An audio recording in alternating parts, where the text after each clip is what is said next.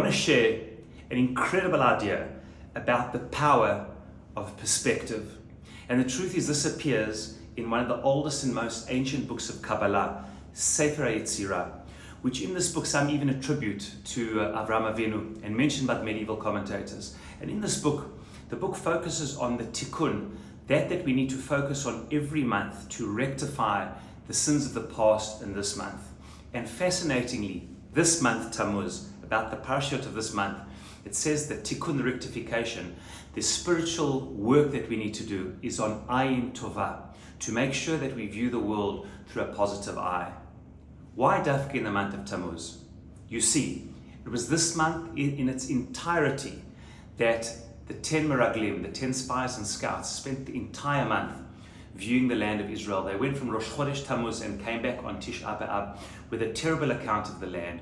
But that means for the entire month of Tammuz, they were wandering the land, and what were they seeing? They were seeing negativity where there was good. Everything that could be interpreted in a good way was interpreted negatively.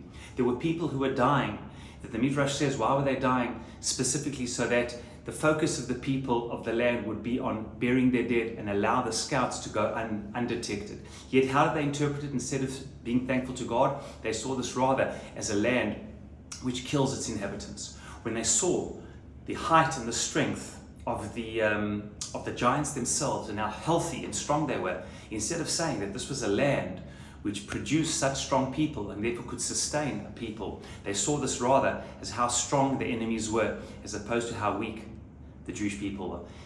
In short, when we see facts, when we see in front of us a scenario, it is our choice to interpret it in a way where we color everything we see in a negative light or everything we see in a positive light. The reason that they, as it says in Parashat Shlach, Hotzi dibatam ra'ah, the reason why they dibata aretz ra'ah, that they spoke so badly about the land on Tisha B'Av, is because they saw the entire land for a month, 40 days, in such a negative light. So much depends on what we see and how we choose to interpret the things that we see. In fact, in this week's parasha Chukat, we know that in this week's parasha, we skip a generation. By the time we encounter the beginning of the parasha, 40 years have passed, and the entire generation which came out of Egypt, those who sinned with the Chet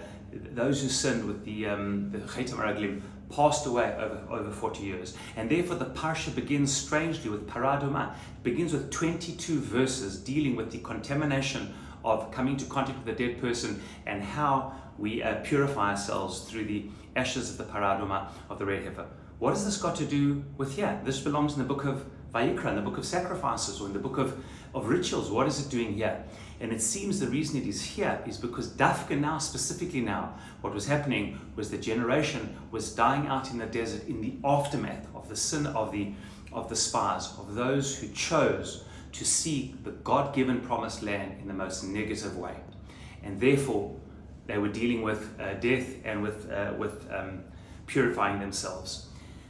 And I say in conclusion, this is the lesson of Judaism in general, and according to the Sefer Yetzirah of the month of Tammuz, the month of these parashot, the month that instead of viewing the God-given land in all of its beauty and grandeur, it was viewed, everything positive was interpreted in a negative way.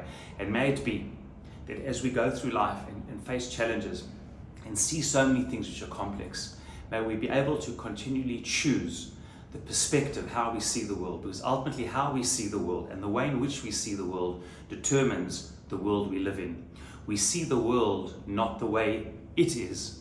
We see the world the way we are. We see the world the way we choose to view it. And may we in this month view the world through God's eyes, ki ayin ba'ayin yiru, because if we view things positively and we see things in a positive light, that's the world we live in, and that's the world of blessing we hope to encounter.